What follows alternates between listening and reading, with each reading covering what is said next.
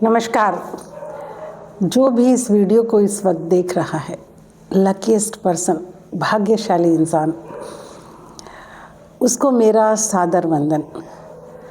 अब मैंने आप लोगों को भाग्यशाली क्यों कहा? क्योंकि मैं भी बचपन से बहुत सारी चीज़ें मेरे दिमाग में घूमती थी। आध्यात्म क्या है, ईश्वर कहाँ है, दुख और सुख क्या है, हम दुखी क्यों होते हैं। तो इन सब का सवाल जानने के लिए मैंने मास्टर की फ़िलॉसफ़ी में मैंने एक सब्जेक्ट को पढ़ा, भगवद गीता। और रियली जिस दिन मैंने इसको पढ़ा उस दिन मैंने आपको सबसे ज़्यादा भाग्यशाली और लकी समझा। और आप भी इसको सुन रहे हैं। मैंने तो बहुत कोशिशों के बाद मैं यहाँ पर पहुँची, लेकिन आपको तो घर बैठे डायरेक्ट एक वीडियो के माध्यम से वो सारी जानकारी दी जा रही हैं जो जीवन जीने के लिए ज़रूरी हैं। इंसान कभी कभी अपनों से हार जाता है। वो तो दूसरों के साथ तो वो सही बर्ताव क्या करना चाहिए, टिट फॉर टैट, लेकिन बात जब अपनों की आती है तो वो हार जाता है, थक जाता है, रुक जाता है। और उसे समझ नहीं आता कि अब मैं अपनों के साथ क्या बर्ताव करूँ अगर मेरे अपने ही मेरे साथ बहुत बुरा करने लगे तो। यही हालत अर्जुन की थी और भगवान कृष्ण ने उनको समझाया जीवन को कैसे जीना चाहिए। और जब अपने ही आपके सामने इस रूप में आ जाएं कि अगर आप उनको नहीं मारेंगे तो वो आपको मार देंगे, तो हमें क्या करना चाहिए। तो इस जर्नी में आज हम आ चुके हैं अध्याय प्रथम के 23वें श्लोक तक। 23वें श्लोक में, जैसे पिछले श्लोक में मैंने अब बताया कि दोनों सेना आमने सामने, युद्ध शुरू होने ही वाला था कि अर्जुन ने कहा, हे केशव, हे प्रभु, मेरे युद्ध को दोनों सेनाओं के मध्य खड़ा कीजिए, मैं इनको देखना चाहता हूँ। तो उसके बाद श्री कृष्ण ने ऐसा ही किया।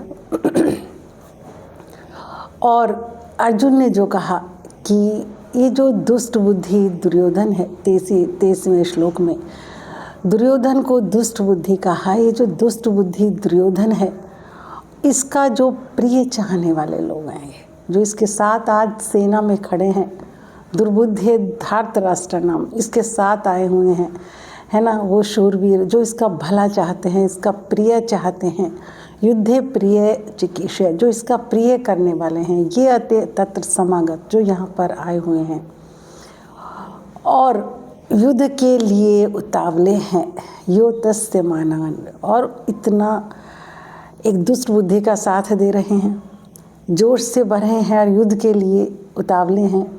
अहम अवीक्षे, मैं उनको देखना चाहता हूँ। एक बार आप सेना युद्ध को रथ को खड़ा कीजिए दोनों सेनाओं के मध्य, और मैं इन सबको देखना चाहता हूँ कि दुष्ट बुद्धि यानी बुरे लोगों का भी साथ देने वाले लोग होते हैं और उतावले होते हैं, पूरे जोश के साथ उनके साथ होते हैं। मैं उनको एक बार पहले देख तो लूँ। देखिए यहाँ पर दुर्बुद्धे धृतराष्ट्र नाम राष्ट्र से, इसका जो अर्थ है कि दुर्बुद्धि धृतराष्ट्र का जो ये पुत्र है, दुर्बुद्धि दुर्योधन। दुर्बुद्धि इसलिए कहा कि ये तो दुर्बुद्धि है, इसे तो पता ही नहीं क्या सही है और क्या गलत है। हम बराबर के हिस्सेदार हैं इस ज़मीन जायदाद में, लेकिन आज हमसे ये कह रहा है कि तुम्हें तो एक सुई के बराबर की ज़मीन भी युद्ध करके ही मिलेगी। तो ये दुर्बुद्धिता ही है और कुछ नहीं। इसलिए अर्जुन ने उसको दुर्बुद्धि धृतराष्ट्र से, धृतराष्ट्र के पुत्र इस दुर्योधन जो दुर्बुद्धि है, इसके साथ, इसका साथ देने वाले, इसकी प्रिय करने वाले, इसका प्रिय चाहने वाले उन लोगों को मैं एक बार देखना चाहता हूँ जो कि युद्ध के लिए भी इतने उतावले हैं। अर्जुन कहना चाह रहा है कि ये तो दुर्बुद्धि है ही दुर्योधन, क्योंकि हमारा हिस्सा हड़प रहा है और ऊपर से अब तक कितने षड्यंत्र रचे हमें मारने के लिए, है ना, कितनी बार हम बच गए, क्या क्या हमारे साथ नहीं किया। लेकिन कम से कम ये तो दुर्बुद्धि है ही, लेकिन जो इसके ये जो रिश्तेदार और इसके मित्र इसके साथ हैं, इन्हें तो ये सोचना चाहिए था कि हम इसके प्रिय तभी हम प्रिय कहलाएंगे जब इसको सही तरीके से समझाएंगे क्या गलत है और क्या सही है। ये नहीं जैसे कि कोई भी इंसान गलत करे तो कम से कम उसके घर के लोगों को उसके रिश्तेदारों को, उसके मित्रों को उसे कम से कम इतना समझाना चाहिए कि आप गलत कर रहे हैं।